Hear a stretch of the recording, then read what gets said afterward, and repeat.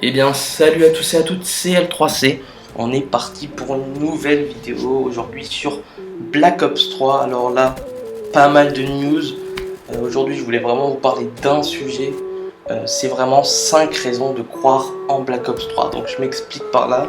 C'est que voilà, Black Ops 3 est sorti. Voilà, 5 raisons de vraiment croire qu'on pourra enfin dire qu'on est arrivé sur un très bon jeu. Donc sans plus tarder, c'est parti. Alors la première raison pour moi, c'est les armes. Il y a vraiment du choix.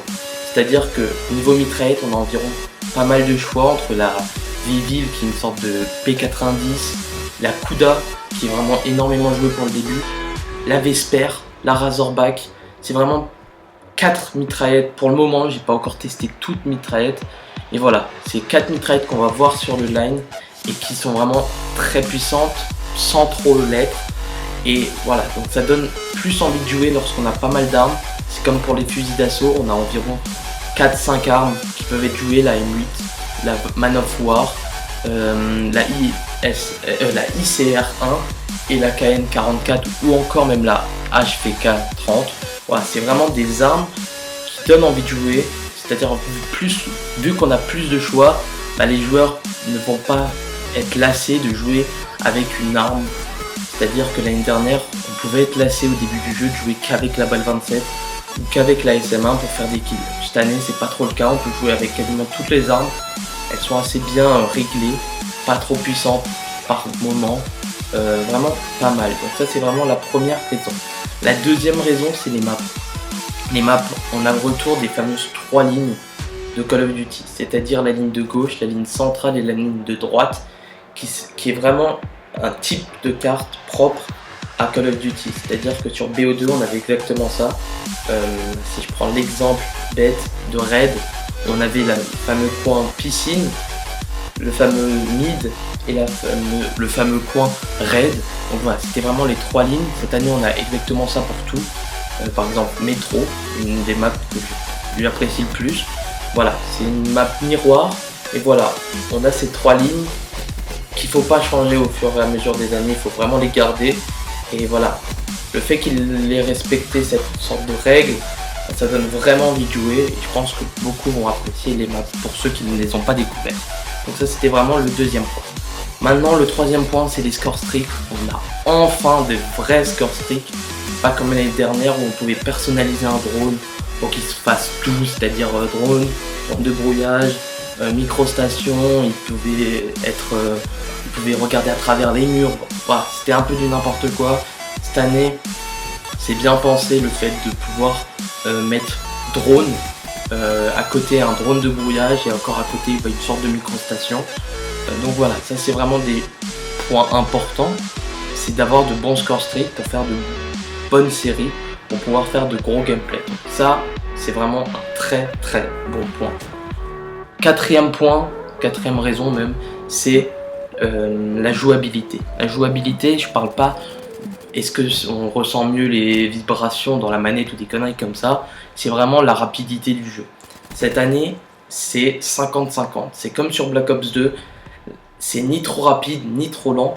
L'année dernière, c'était carrément du 90 de rapidité pour 10% de lenteur. Parce que voilà, on devait tout le temps sauter, tout le temps. Cette année, 50% rapide, pourquoi? Parce que le fait de pouvoir marcher au mur, ça donne de la rapidité. Le fait de pouvoir sauter au-dessus de quelques objets avec le petit jetpack, c'est toujours bon.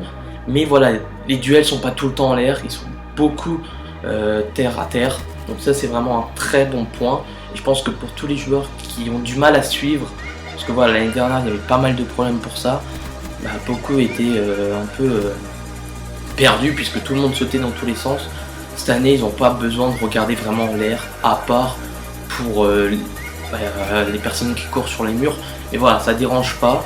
En plus, c'est pas très compliqué à courir sur les murs. Voilà, c'est juste, voilà, on peut jouer 2-3 parties et après vraiment savoir comment courir sur les murs.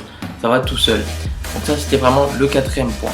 Le cinquième point, c'est concernant la ligue. Alors, je sais que les joueurs de Xbox vont pas vraiment le ressentir, même si quand même. C'est que cette année, il y a eu une annonce pour avoir une ligue durant toute l'année. C'est-à-dire c'est un peu la MLG, mais sur toute une année civile, si je ne me trompe pas.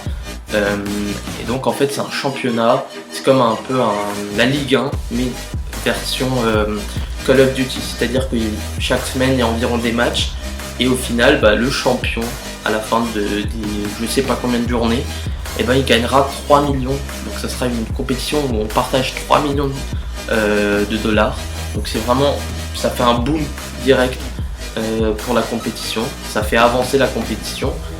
Puis il y a également, toujours dans la compétition, un autre truc qui m'a vraiment intéressé, que j'ai pu voir, que j'ai pas encore pu vraiment tester, c'est ceux qui vont en ligue, c'est le ban and pick. Alors ça c'est vraiment un truc qui est propre à League of Legends, de pouvoir bannir des champions, ça c'est sur League of Legends.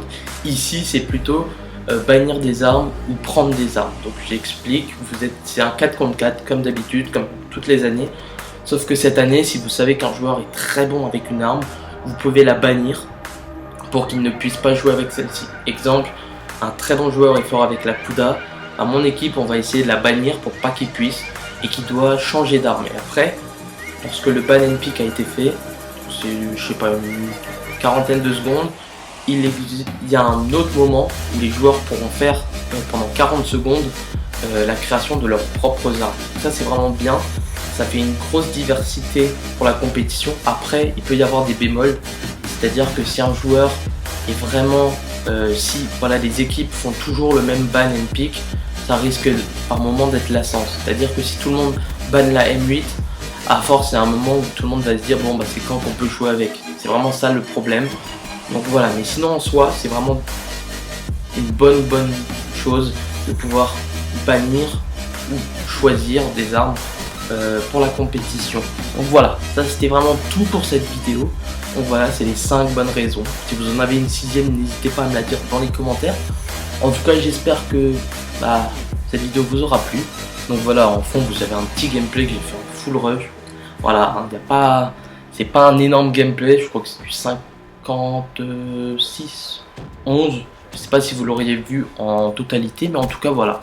C'était tout pour moi. Je vous souhaite une bonne après-midi, une bonne soirée. Je vous dis à la fois prochaine. C'était L3C. Ciao, ciao.